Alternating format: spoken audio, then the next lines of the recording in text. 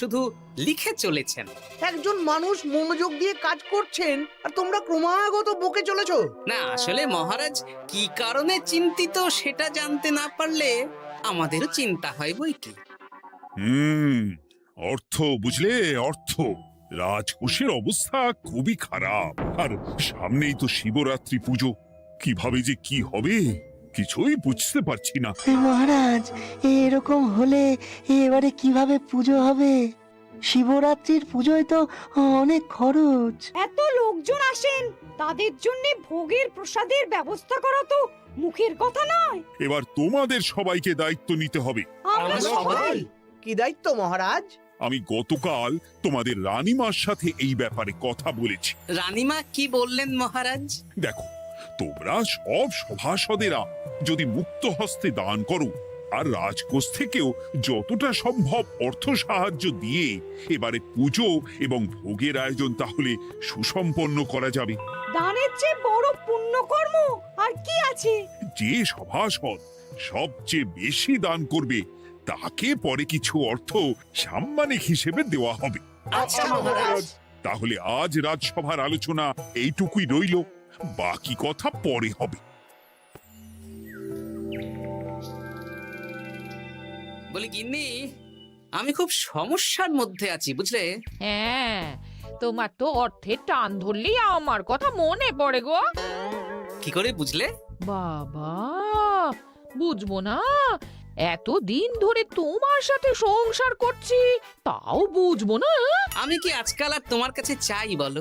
আমার মা আমার নাম রেখেছিল পার্বতী, আর বলেছিল দেখিস তুই ভগবান শিবের মতন বর পাবি। তোমাকে পেয়েছি, কিন্তু সাথে পেয়েছি অভাব। হ্যাঁ, সে যতই অভাব হোক, মন্ত্রী মশাইয়ের মতো স্বভাব তো নষ্ট করিনি গিন্নি। সেই জন্যেই তো তোমার সংসারে পড়ে আছি গো, নইলে কবে এই চাল চুলোহীন সংসার ছেড়ে চলে যেতুম। হ্যাঁ, বলছি শোনো না, ওই কিছু মোহরের খুব দরকার। এবার মন্দিরে শিবরাত্রির পুজো হবে, কিন্তু মহারাজ তেমন খরচ করতে পারবেন না। তাই তাই কি? তাই আমাদের সব সভাসদদের বলেছেন দান করবার জন্য। এই দেখো, আমার যা গয়নাগাটি ছিল সবই তো বন্ধক রাখা আছে, নইলে বলতাম। আরে বাবা, সে তো জানি, কিন্তু আর কোনো উপায় নেই। কি বলি বলো তো? দেখি কি করা যায়। আরে বাবা রে বাবা, এত চিন্তা ভাবনা না করে বাবা মহাদেবের ওপর ভরসা রাখো গো, উনি কোনো একটা পথ দেখাবেন। দেখো, দেখা যাক গিন্নি, উনি এখন আমার আশা ভরসা।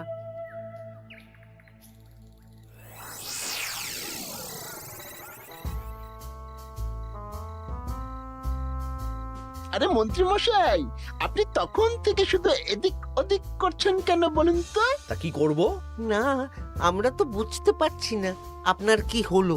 জীবনে অনেক অপমানিত হয়েছি, অনেক মার খেয়েছি, এবার সম্মান চাই। আর কেউ সম্মান না করলেও আমরা কিন্তু আপনাকে বেশ সম্মান করি মন্ত্রী মশাই। তোদের সম্মান আর মহারাজের সম্মানের মধ্যে অনেক পার্থক্য আছে। না, ওই ছোট মুখে বড় কথা বলছি মন্ত্রী মশাই, ক্ষমা করবেন। হ্যাঁ, মহারাজ আপনাকে কেন সম্মান করবেন? সামনে শিবরাত্রি, প্রত্যেক বছরের মতন এবছরেও গ্রামের মন্দিরে রাজবাড়ির তত্ত্বাবধানে পুজো হবে, আর সেই পুজোয় আমাকে দান করতে হবে। তা করুন, আপনার কি অর্থের অভাব নাকি? আরে বাবা, সব অর্থ দিয়েই তো তোদের গিন্নিমার গয়না বানিয়ে দিয়েছি, আমার হাতে আর আছে কই? ও, এই সামান্য ব্যাপার। আপনি মাছের তেলে মাছ ভাজুন। হ্যাঁ, আমিও তো তাই বলতে চাইছি। খোলসা করে বলতো তুই কি বলতে চাইছিস? মানে আমি বলতে চাইছি, আপনি আমাদের দায়িত্ব দিন, আমরা রাজ্যবাসীদের থেকে চাঁদা তুলবো, ভিক্ষে করব। আরো অনেক কায়দা করে অর্থ উপার্জন করে আপনার হাতে দেব, আর সেই অর্থ আপনি নিজের বলে চালিয়ে দেবেন। ব্যাস, তাহলে তো আমার 90% চিন্তাই মাথা থেকে নেমে গেল। ব্যাস, আর কোনো চিন্তা নেই।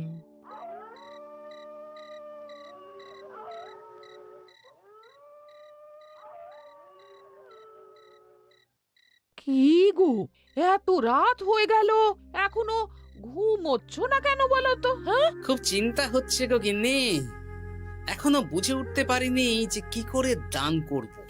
শুধু অর্থদানই কি দান নাকি গো? শিব ঠাকুর তো আমাদের প্রত্যেকের মধ্যেই রয়েছেন গো। হ্যাঁ, তা তো তিনি আছেন। তুমি বরং ভক্তদের সহযোগিতা করো। পুজোর দিন ভক্তরা দূর থেকে যাতে মন্দিরে আসতে পারে সেই ব্যবস্থা করো। মন্দির প্রাঙ্গণ পরিষ্কার পরিচ্ছন্ন রাখো। হ্যাঁ, ঠিক বলেছো গিন্নি, এটা তুমি ঠিক বলেছো।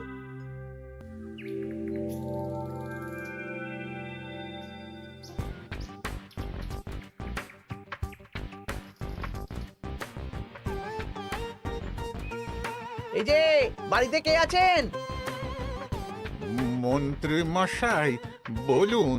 হ্যাঁ, তা প্রত্যেক বছরের মতন এই বছরেও তো শিবরাত্রি উপলক্ষে মন্দিরে পুজো হচ্ছে, জানেন তো?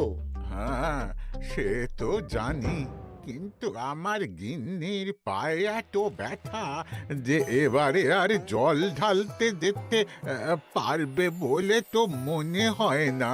তাতে কি, আপনি দান করুন, বাবা দূর থেকে আশীর্বাদ দিয়ে দেবেন। দান? তা কিসের দান? এত ধুমধাম করে পুজো হবে, তার দান।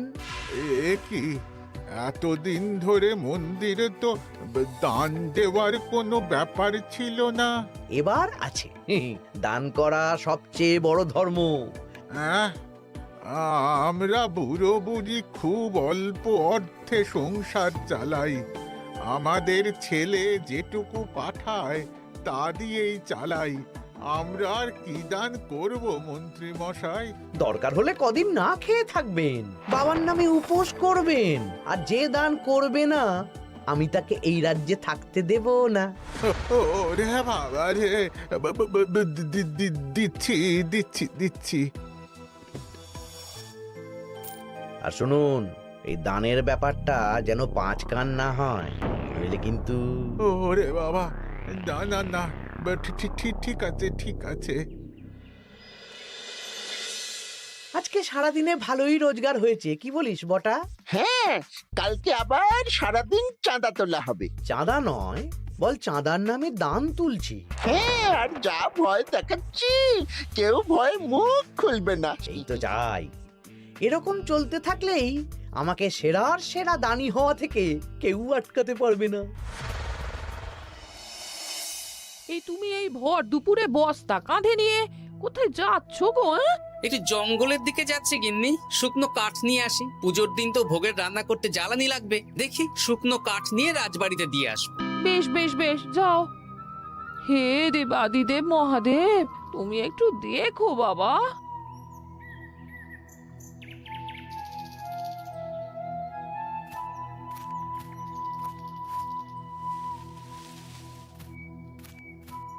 আরে আরে, নগেন খুঁড়ো না, এই সময় কাঠ কুড়োচ্ছ কেন? কি আর করব গোপাল, কাঠ কুড়িয়ে নিয়ে যাচ্ছি, এবার এগুলো হাটে বেচবো। সে কি গো, তোমার ছেলে তো শহরে চাকরি করে বলেছিলে, এ মাসে সে অর্থ পাঠায়নি? সে তো পাঠিয়েছিল বাবা, কিন্তু আর ভাগ্যের পরিহাস, কি বলবো বলো। কি হয়েছে, কোনো সমস্যা নাকি? না না না, সমস্যার কথা জানানো যাবে না, জানালেই আমাদের বিপদ। আরে কি হলো, চুপ কেন? কি গো খুড়ো, কিছু বলো। কাউকে বলবে না তো বাবা? না না, বলো না, আমি কাউকে বলবো না, আমাকে বিশ্বাস করতে পারো। আসলে আজকে সকালে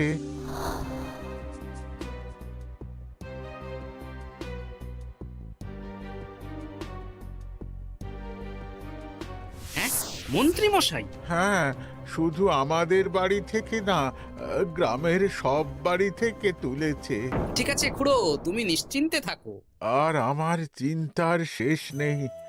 আমার গিন্নির কদিন ধরে এত পায়ে ব্যথা যে এবারে অতটা হেঁটে মন্দিরে বাবার মাথায় দুধ ঢালতে যেতে পারবে না। ঠিক আছে, তুমি একদম চিন্তা করো না, আমি দেখছি কি করা যায়।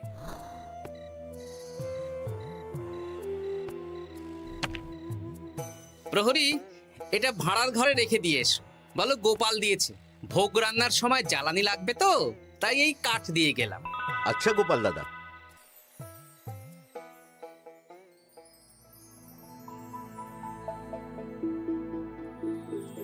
তারপর সবাই কিছু অর্থের যোগান করতে পারলে মহারাজ, আমি 5 মোহর অর্থ সাহায্য করতে চাই। আমিও 5 মোহর মহারাজ। বেশ গোপাল, মহারাজ, এখন আমার হাত একদম খালি, তাই আমি অন্যভাবে সহযোগিতা করার চেষ্টা করছি। কিরকম? এই তো গতকাল আমি 1 বস্তা কাঠ দিয়ে গিয়েছি, আজকে আরো দেব। তারপর আগামীকাল মন্দির চত্বর পরিষ্কার করব, আগাছা পরিষ্কার করব, পুজোর দিন ভিড় সামলাবো, যারা দূর থেকে আসবে তাদের একটা গরুর গাড়ি করে নিয়ে আসবো। আচ্ছা বেশ বেশ, কর। মন্ত্রী, মহারাজ এই নিন, এতে 200 মোহর আছে। আমি আরো দান করব, আপনি কোনো চিন্তা করবেন না মহারাজ। বাহ বাহ বাহ বাহ বাহ, এ তো বিশাল ব্যাপার। আমি জীবনে অনেক পাপ করেছি, তাই এখন দান করে একটু যদি পুণ্য লাভ হয় সেটাই আশা। বেশ বেশ, পণ্ডিত তুমি আর রাজবৈদ্য তাহলে পুজোর দশকর্মা দ্রব্যাদি কেনাকাটা শুরু করো। এখন ধারে নিয়ে আসবে, পুজোর পরে সব শোধ করে দেওয়া হবে। আচ্ছা মহারাজ, ঠিক আছে। তাহলে আজকে আমি আর পণ্ডিত মশাই দুজনে বাজারের দিকে যাব আর সব দশকর্মার দ্রব্যাদি কিনে নিয়ে আসব। হ্যাঁ হ্যাঁ, তাই কর।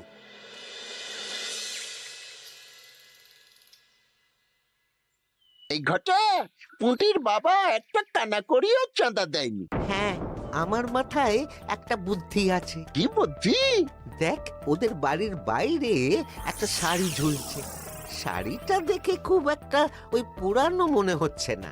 ওটা হাত সাফাই করে বাজারে বেচে যা অর্থ পাবো সেটাই মন্ত্রী মশাইকে দেব, তাই তো? একদম তাই।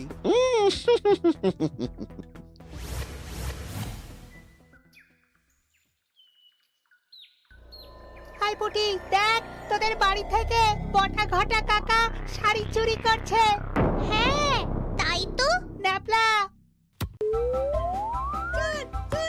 ওরে বাবা রে, মরে গেলাম রে, ওরে মরে গেলাম। পালাও পালাও পালাও, ওরে বাবা।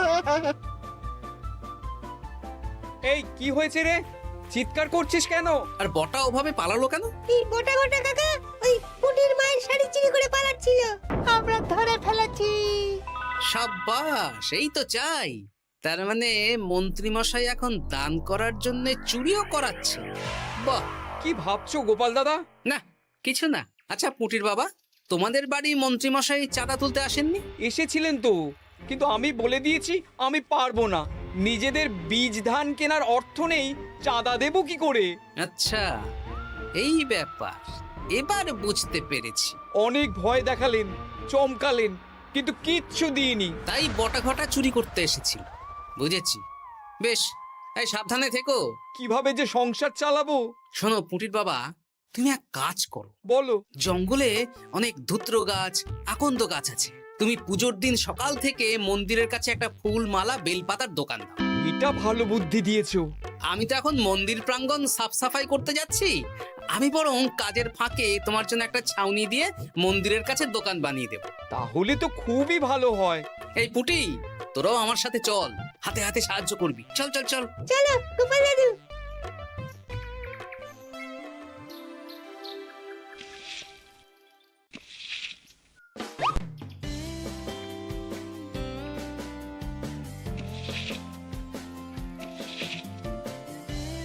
দাদু, এই জায়গাটা গর্ত আছে, তাই মাটি নিয়ে এলাম। এই তো বুদ্ধিমান ছেলে, এবার ঢেলে দে। ব্যাস, এখানটা এবার ঠিক হয়ে গেল। দেখি এবার মন্দিরের পিছনের দিকটা একটু পরিষ্কার করে দিই।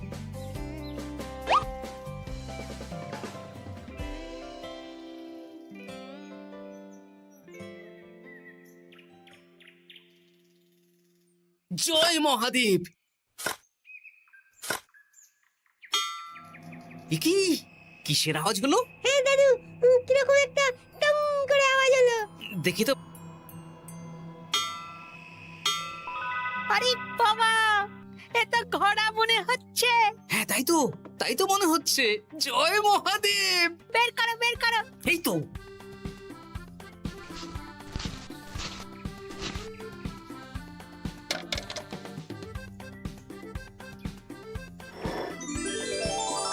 ও দাদু, এ তো সোনার মোহর। জয় মহাদেব, তুমি সত্যি আছো প্রভু, তুমি সত্যি আছো। একই দাদু, তুমি কাঁদছো কেন? সবই মহাদেবের কৃপা। মহারাজ বলেছিলেন দান করতে, মহাদেব নিজেই নিজের পুজোর ব্যবস্থা করে নিলেন রে। হ্যাঁ তাই তো দেখছি দাদু। তবে শোন, এই কথাটা কাউকে বলিস না। আচ্ছা গোপাল দাদু, আমরা কাউকে বলবো না। হ্যাঁ।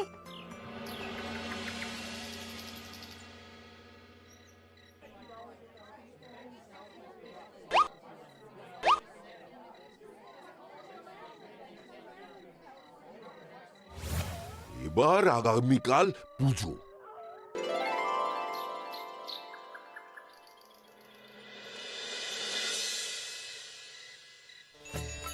জয় শিব শম্ভু, হর হর মহাদেব।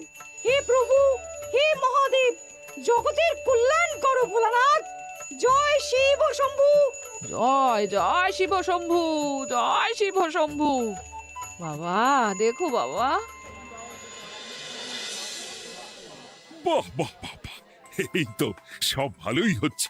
ভালো তো হবেই মহারাজ, আমি যা দান করেছি পুজো পাঠ এবারে ধুমধাম করে হবে।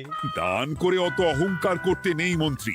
এক হাতে দান করলে আরেক হাতকে জানাতে নেই, বুঝলে? বুঝেছি মহারাজ।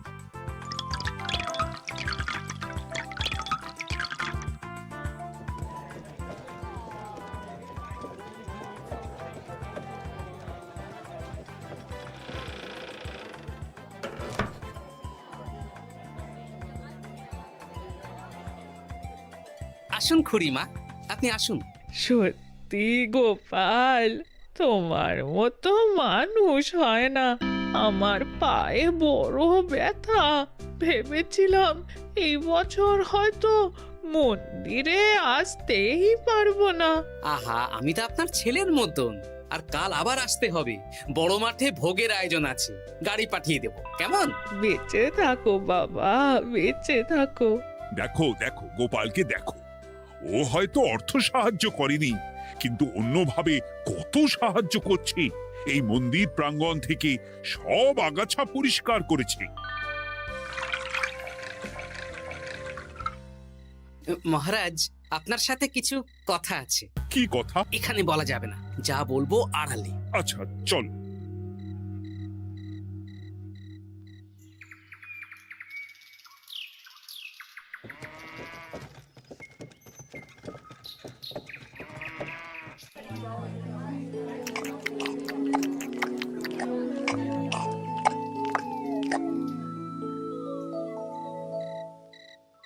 আজ সান্ধ্য সভায় সবাইকে আমি ডাকলাম, তার একটাই কারণ। কি কারণ মহারাজ? কি বলবেন আজ? গতকাল শিবরাত্রির পুজো আর আজ বেলার পুজোর ভোগ গ্রহণ পর্ব বেশ ভালোভাবেই সুসম্পন্ন হলো। এতে আমি খুব খুশি ও শান্তি পেয়েছি। তাই মহারাজ আমাকে সম্মান প্রদান করবেন, তাই তো? আমার মনে হয় আমি সবচেয়ে বেশি দান করেছি। না, তুমি তো কোনো নিঃস্বার্থ দানই করনি। মানে আমি যে কত মোহর দিলাম। ওগুলো তো লোকজনকে ভয় দেখিয়ে দানের নামে চাঁদা তুলে দিয়েছো। সেরেছে, সব জেনে গেছেন। হ্যাঁ, সেই জন্য সম্মান নয়, তোমাকে শাস্তি দেওয়া হবে। ওরে বাবা রে, ভুল হয়ে গেছে, ভুল হয়ে গেছে। ক্ষমা করুন মহারাজ, ক্ষমা করুন। এসব ক্ষমার অযোগ্য ভুল। যাই হোক, মহাদেবের কৃপায় মহাদেবের পুজো হয়েছে। তুমি যে অর্থ লোকজনের কাছ থেকে তুলেছিলে সেটা লোকজনের মধ্যেই বিলিয়ে দেওয়া হবে। তাহলে পুজোয় যা খরচ হলো তার বকেয়া কিভাবে মেটাবেন? সেটার ব্যবস্থা তো স্বয়ং মহাদেব করেছেন মন্ত্রী মশাই। হ্যাঁ, মহাদেব কিভাবে? আমি একদিন বিকেল বেলা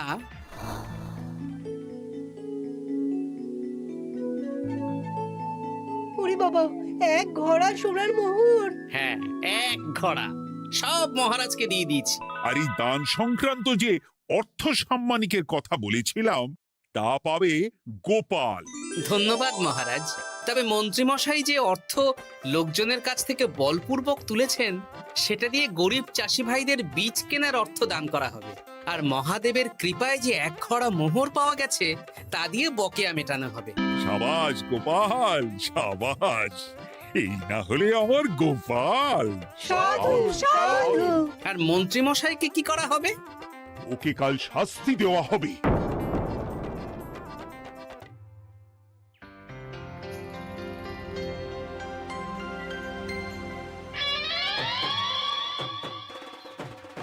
মহাদেব ও শিব ঠাকুর আমাকে ক্ষমা করে দিন আমাকে ওসব না বলে একবার কান ধরে উঠবস করুন আর একবার করে বলুন জয় মহাদেবের জয়। জয় মহাদেবের জয়, জয় মহাদেবের জয়, জয় মহাদেবের জয়। সবই মহাদেবের দান।